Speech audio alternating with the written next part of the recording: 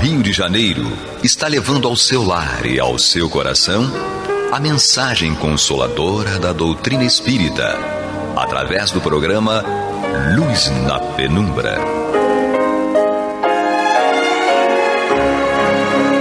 E agora com vocês, Bill Fabiano e Renato Souza, para comentar os textos da Revista Espírita de Allan Kardec no período de 1859 a 1869. Muito bem, prezados ouvintes da Rádio Rio de Janeiro, emissora da Fraternidade, estamos de volta com mais um programa Luz na Penumbra. Do meu lado direito, Bill Fabiano. Seja bem-vindo, Bill. Olá, prazer sempre estar aqui. Bom, Revista Espírita, janeiro de 1859, estamos estudando, comentando, estamos trazendo aqui uma leitura de um depoimento, né? De depoimentos de um espírito, Uma Noite Esquecida, ou A Feiticeira de Manouza, né? A Feiticeira Manouza, o nome dela, tá? Ditado pelo espírito Frederic Solier. Bill, gostou? É assim que fala? É isso aí, garoto. É? Tá aprendendo. Devagarzinho vai.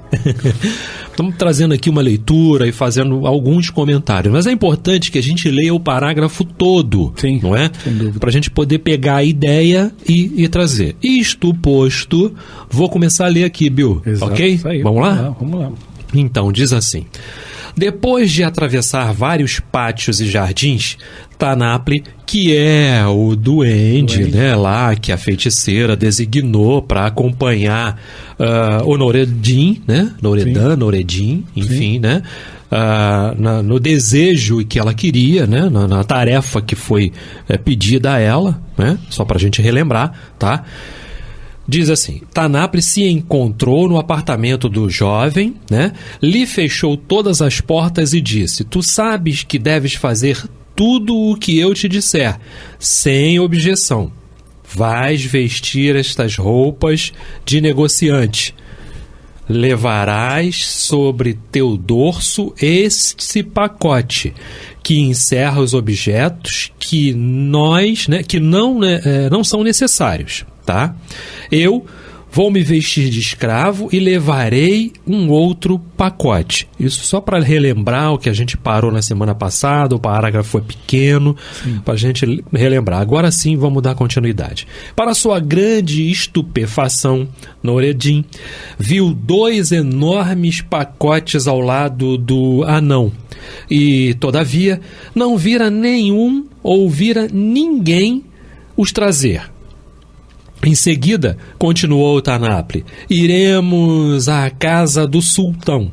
Farás dizer a ele que tens objetos raros e curiosos, e que se quiser os oferecer à sultana favorita, nenhum Uri terá semelhante. Tu conheces sua curiosidade. Terá o desejo de nos ver.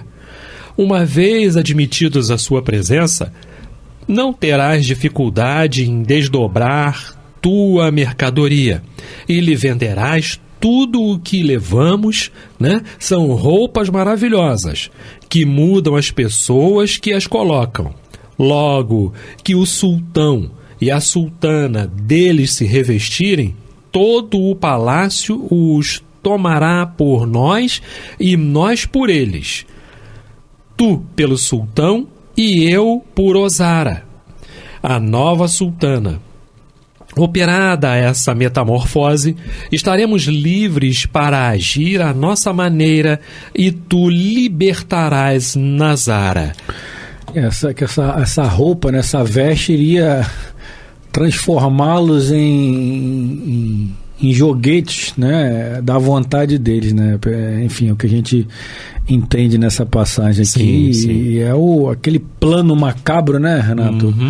Ela é uma obsessão, né? Sim, é um processo obsessivo, né, Renato? Sim, com certeza, né? E é bacana a gente ouvir ela falar dessa transformação, dessa metamorfose, né? Quando vestir a roupa, vai se transformar, não é? E tudo mais. Enfim, eles tudo podem, né? Sim. Continuando, tudo se passou como Tanaple havia anunciado, a venda ao sultão e a transformação. Depois de alguns minutos de horrível furor, da parte do sultão, que queria caçar esses inoportunos e fazia um ruído espantoso. Noredan, ou Noredim, tendo, segundo a ordem de Tanaple, chamado vários escravos, fez prender o sultão e Ozara como sendo escravos rebeldes e ordenou que fossem conduzidos, em seguida, para junto da prisioneira Nazara. Ele dizia, saber se ela estava disposta a confessar seu crime e se ela estava pronta para morrer.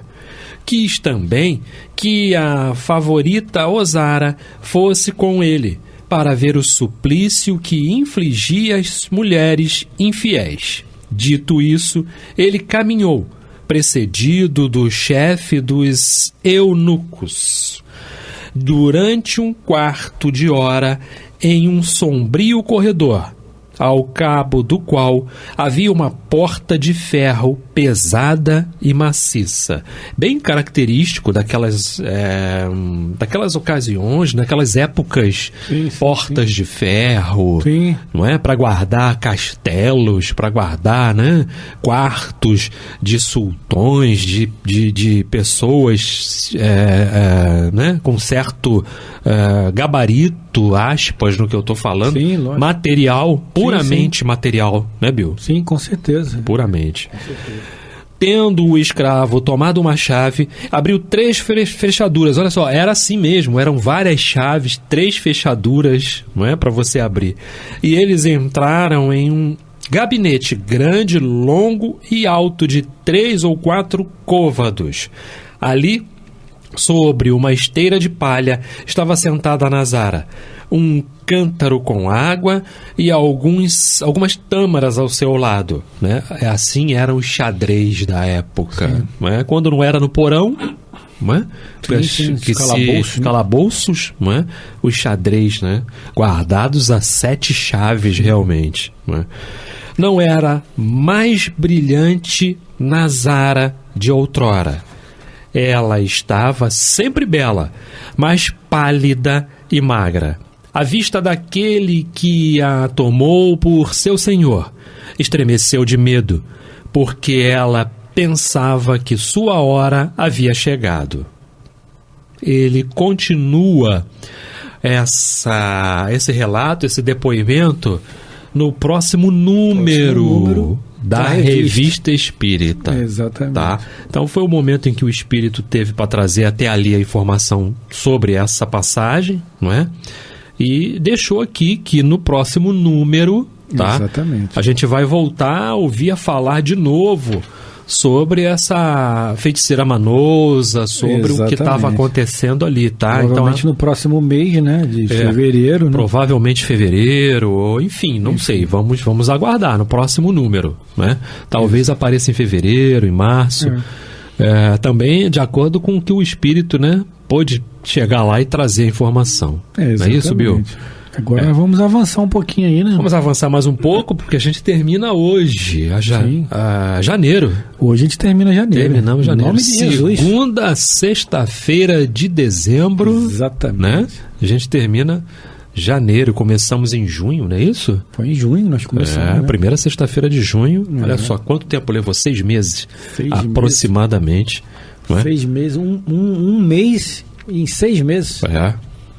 Para você ver quanta coisa, quanta né? Informação, quanto material. Quanto ensinamento, quanto material. Enfim. Aforismos espíritas. Esse é mais um capítulo aqui, o capítulo que encerra a revista de janeiro. Tá? Aforismo, máximas, ditados. Né? Isso. Então diz assim: sob esse título, daremos de tempos em tempos pensamentos destacados que resumirão, em poucas palavras, certos princípios essenciais do Espiritismo. E aqueles que creem se preservar da ação dos maus espíritos, se abstendo de comunicações espíritas, são como crianças, né? Essas crianças que creem evitar um perigo vendando os olhos. Igualmente, valeria dizer que é preferível não saber ler nem escrever, porque não se estaria exposto a ler maus livros ou escrever tolices. É o item número 1. Sim, tá? sim, item número 1. Item número 1. O item número 2 diz assim: quem tem mais comunicações espíritas, verbais ou por escrito, está sob má influência. Essa influência se exerce sobre ele, que escreva ou que não escreva. A escrita lhe dá um meio de se assegurar da natureza dos espíritos que atuam sobre ele. Se está bastante fascinado para não os compreender, outros por lhe abrir os olhos. Interessante, ele, porque... informação lá do livro dos médios, né? Sim. A influência dos espíritos. Ele fala dessa influência, fala da fascinação, fala da obsessão, fala de tudo isso, não é? E a gente tem que lembrar, Bill, que estamos... Tem horário para tudo, né? Sim, com certeza. Tem horário para tudo. Tem que escrever agora. Não tem que escrever agora, não. Os espíritos têm compromisso. E se você está tomado por aquela questão irredutível de ter que escrever agora, de ter que fazer isso agora, muita cautela, porque pode ser uma fascinação, pode ser uma obsessão, pode ser algo assim, né? Meus irmãos, estamos no programa Luz na Penumbra, né? Revista Espírita de 1859, janeiro de 1859, estamos terminando. Do meu lado, Bill Fabiano Cordeiro, continuando aqui o item 3. A necessidade de ser médium para escrever absurdos. Que pergunta, né? Exatamente. Que pergunta. Quem diz que, entre todas as coisas ridículas ou mais que se imprimem, não ocorre que o escrevente, levado por algum espírito zombeteiro ou malevolente, desempenhe o papel de médium obsidiado sem saber. E aí, Bill? O que falar sobre isso? É muito boa colocação, porque você falava agora daquela vontade extrema de escrever, e o Kardec fala isso lá no livro dos médiuns, né? Ele coloca até um exemplo de um rapaz que não era belo, nem, enfim, que se colocava de joelho pedindo a pessoa, meninas em casamento, mas sem o mínimo interesse, sem amor nenhum, ou seja, já totalmente obsediado, né, subjugado pelo espírito. E isso é que nós temos que ter atenção, né? Somente nos trabalhos de psicografia, né? Porque nós que estamos ali para trabalhar com o que os espíritos querem nos trazer, e não o contrário, né? Vou chegar aqui agora, Renato, vamos fazer psicografar, vamos lá? Vamos. Meu amigo, 99% de chance de você sofrer um embuste ali, de trazer informações desagradáveis de espíritos não comprometidos, né, Renato? Uhum. Do que aquela reunião programada, bem embasada, né, Renato, na condição evangélica, nas palavras do Cristo, nas máximas, dentro de uma necessidade real, né, de você receber informação, de você repassar a informação, por exemplo, para um ente querido, né, que foi embora e você não está conseguindo viver com aquela dor. Então a espiritualidade permite esse encontro, né, para eles terem ali a oportunidade de ter um com o outro. Então tudo isso nós temos que entender como formas de start para a gente. Bom, o espírito está sendo impulsionado por algum espírito zombeteiro ou malevolente, como Kardec coloca aqui, a representar sem o saber o papel de um médium obsediado. É muito mais fácil nós sermos enganados do que o contrário, né, Renato? A gente está muito mais à disposição de ser enganado do que não. Né? Com certeza. E não precisa ser médium. No sentido em que ele coloca aqui, né? Porque ele pergunta assim, precisa ser médium? Quando ele quer dizer isso, que precisa estar mediunicamente trabalhando. Não precisa. Todos são médios. Até porque todos são médios, né? Kardec deixa isso claro. Todos são médios lá no livro dos médiuns. Inclusive, em fevereiro, já vai começar falando de médiuns. A Revista Espírita, talvez no próximo programa. Sim. A gente já começa em fevereiro, não sei se vai dar tempo hoje, mas a gente vai começar a falar um pouco da mediunidade. Então vamos focar muito no livro dos médiuns e nas experiências. Sim. Não é? Nas experiências que são importantes. Então não precisa ser médium no sentido né, da palavra coisa. Porque o Kardec diz que para ele seria o médium, sim, aquele que tem as suas características mais ostensivas. Está lá em algum grau, então está lá no livro dos médiuns. Mas todos nós somos médiuns num grau qualquer. E podemos vir a desempenhar esta atividade por vontade, por estudo, por tudo isso. Quando começamos, sim, a querer sermos úteis naquilo que é bom. E quando ele fala da influência, né, a influência, todo mundo pode receber influência. Todo mundo pode receber influência, pode falar alguma coisa, pode escrever alguma coisa, independente de ser ou não uma psicografia, no ambiente mediúnico, no ambiente do trabalho mediúnico. Preparado para aquilo. Ou fora dele, né? Ou fora dele. Bem lembrado. Item número 4. Os espíritos bons, mães e ignorantes confessam sua insuficiência sobre as coisas que não sabem. Os maus dizem tudo saber. Olha que importante. Muito importante isso. Muito importante. É aquele espírito que tem resposta para tudo, né? Sim. A gente tem esse exemplo muito bem colocado no Livro dos Espíritos, né, Renato? Uhum. Quando Kardec coloca algumas perguntas, os espíritos dizem que isso eles não sabem responder ou que não podem, mas que eles não têm capacidade ainda para responder aquela pergunta por não terem aquela informação, simplesmente, né? Não vai inventar. Quando alguém te pergunta alguma coisa, Renato, você sabe o que quer dizer isso? Você vai inventar para alguém te desmascarar e falar, pô, mas eu estou te fazendo essa pergunta para te fazer um quiz com você, já vi que você não sabe de nada. Não sabe, não responde. Não, isso eu não sei ainda. Não, e também tem aquela questão do se comprometer. Exatamente. Né? Do se comprometer. A gente não pode ficar se comprometendo, né?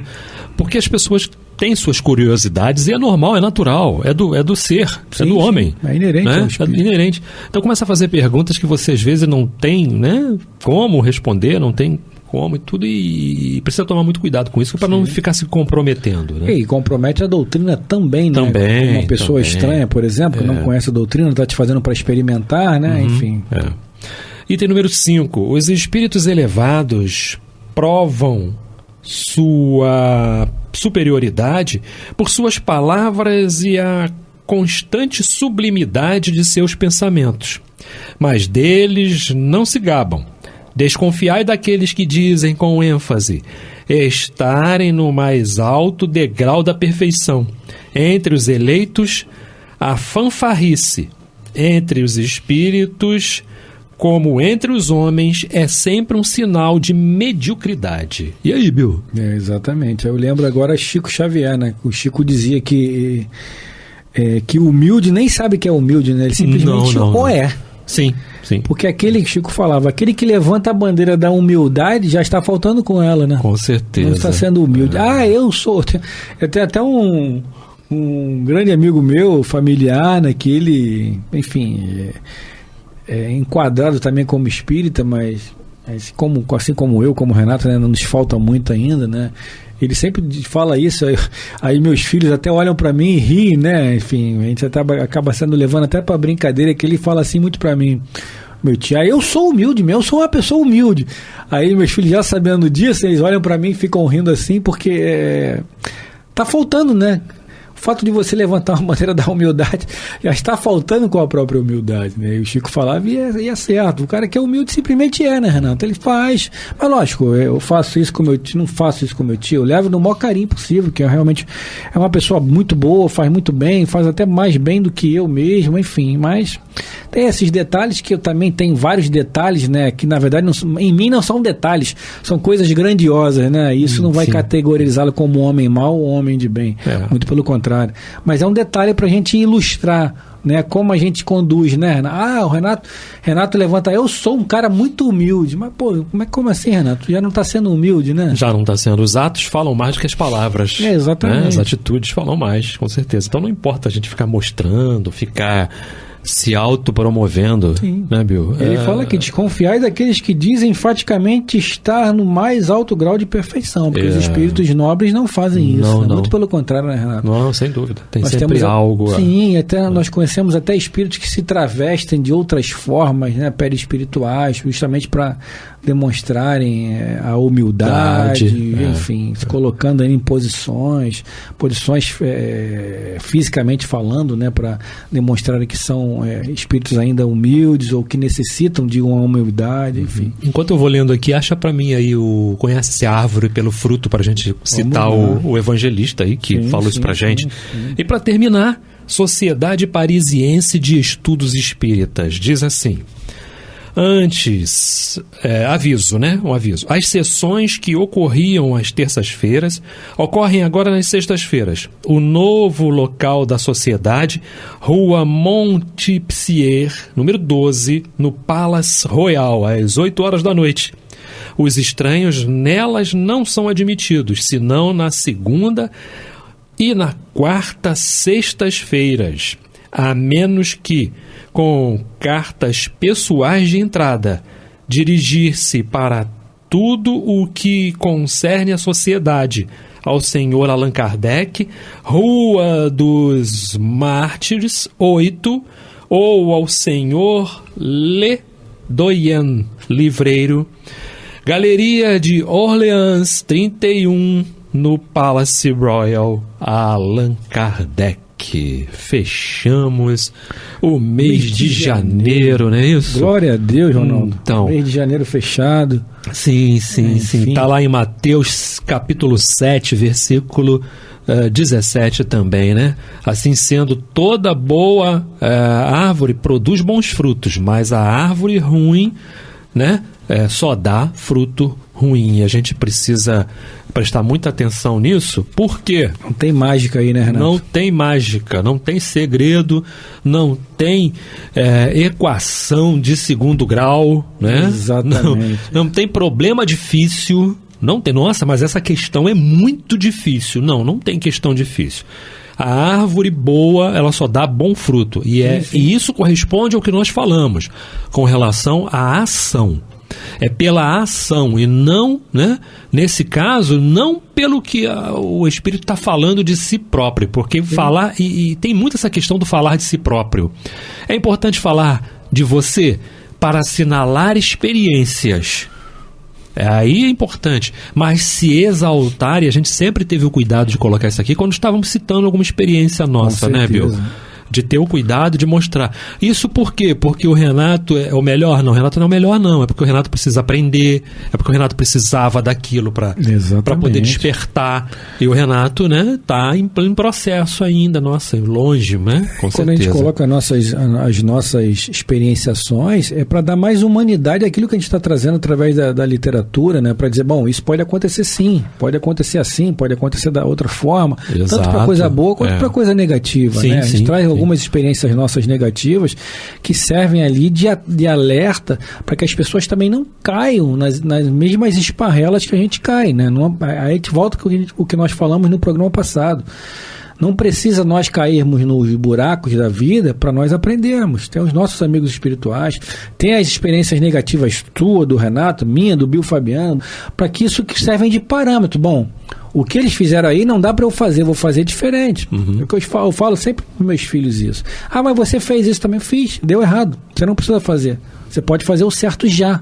Não precisa fazer o errado primeiro para aprender, porque eu já fiz o errado para você. Exatamente. Chegamos ao final, Bill. Sim, tá chegando já ao final? Chegamos ao final, olha lá, tá acabando, alguns segundos só pra gente se despedir. Eu queria dizer o seguinte, a partir do próximo programa vamos entrar em fevereiro.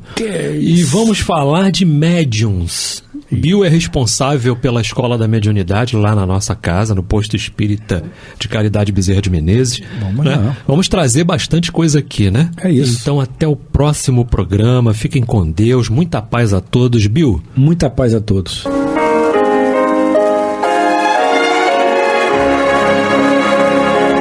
E vamos ouvir agora a prece de encerramento de nosso programa, na voz de Geraldo de Aquino. Jesus, dá-nos coragem para a luta, piedade para os insultos e misericórdia para as injustiças e ingratidões. Limpa nossa alma de inveja e ambições mesquinhas, de ódio e de vingança o nosso caminho.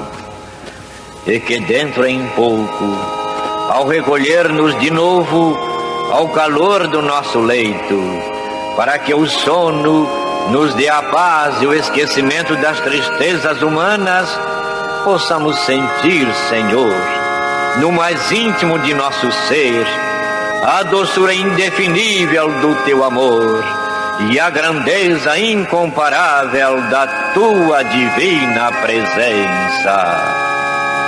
Que assim seja.